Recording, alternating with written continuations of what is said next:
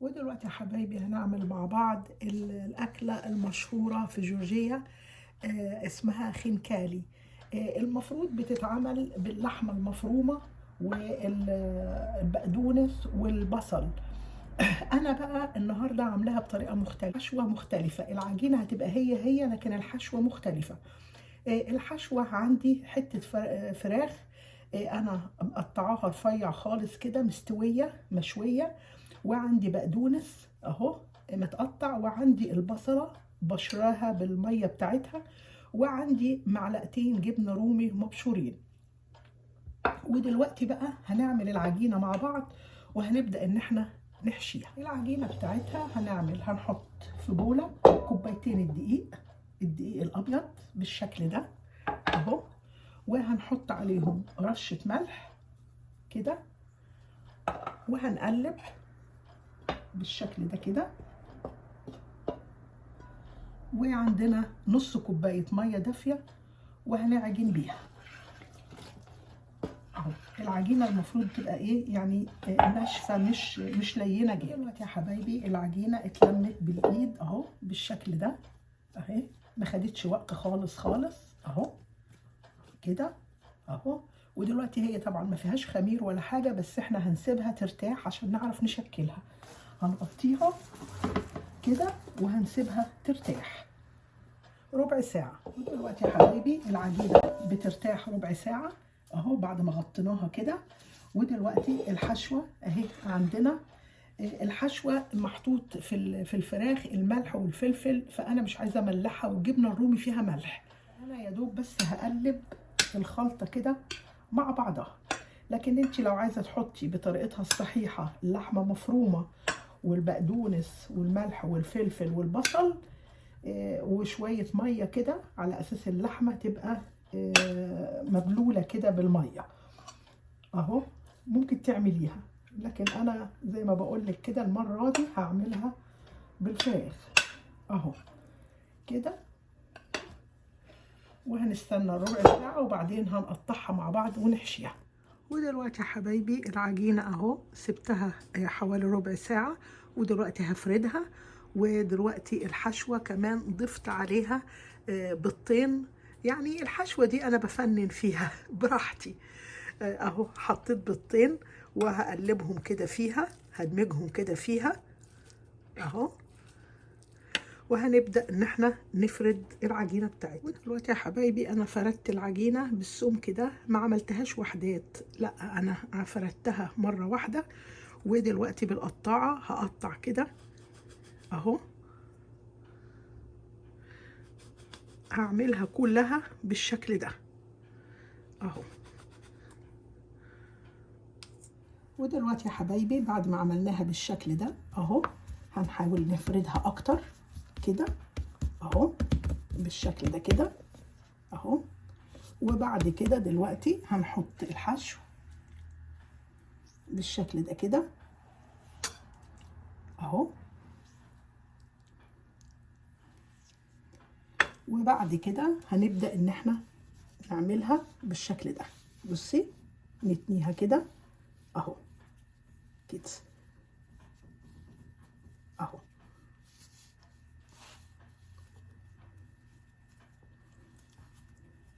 اهو، نتني فيها كده اهو.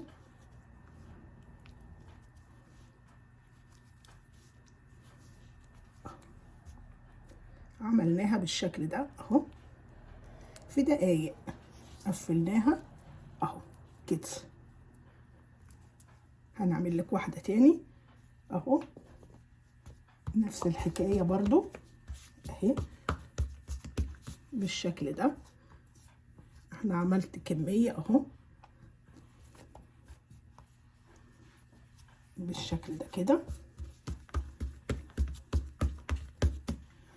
ودلوقتي هنحط برضو الحشو في النص كده، وهنبدأ اهو نقفلها بالشكل ده. بصي اهو كده اهو.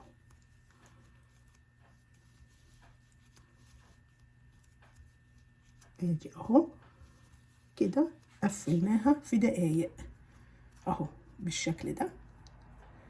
ادي اهي.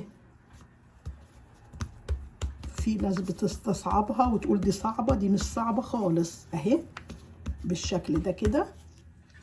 وبنجيب الحشو كده اهو في النص بالشكل ده اهو، وبنعملها كده، نتنيها كده كده اهو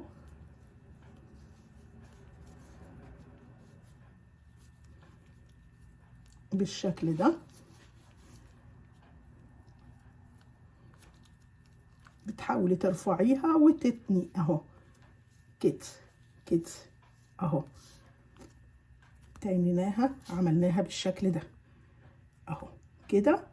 ودلوقتي بقى هنجيب الميه، هنغلي ميه ونحط عليها الملح وناخد الوحدات بتاعتنا دي بالشكل ده كده اهو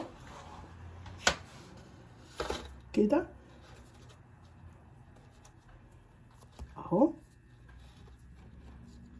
وهنحطهم دلوقتي في الميه اللي بتغلي بالملح بالشكل ده كده، بس مش هنحطهم فوق بعض، لازم يبقوا جنب بعض اهو بالشكل ده كده. ودلوقتي يا حبايبي غلينا ميه وهنحط فيها ملح بالشكل ده، وهناخد الوحدات بتاعتنا كده وهنحط كده جنب بعض اهو كده اهو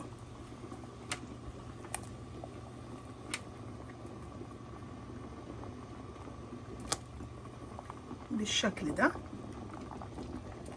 اهو.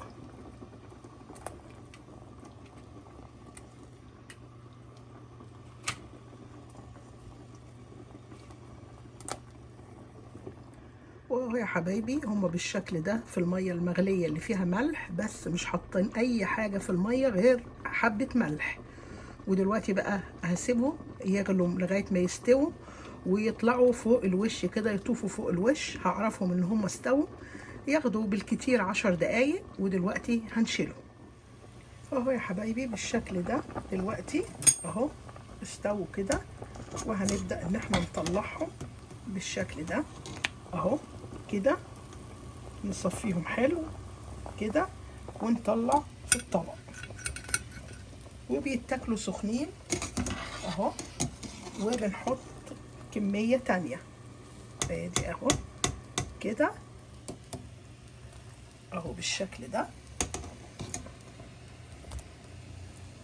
وممكن نحط رشة فلفل اسمر عليهم ويتقدموا سخنين. واهو يا حبايبي الشكل النهائي للخنكالي اللي عملناها، الاكله الجميله اللي مشهوره في جورجينيا اهي، بس عملناها بحشوه مختلفه. بصي شكلها اهو، شكلها جميل وطعمها حلو قوي، وبألف هنا. باي باي.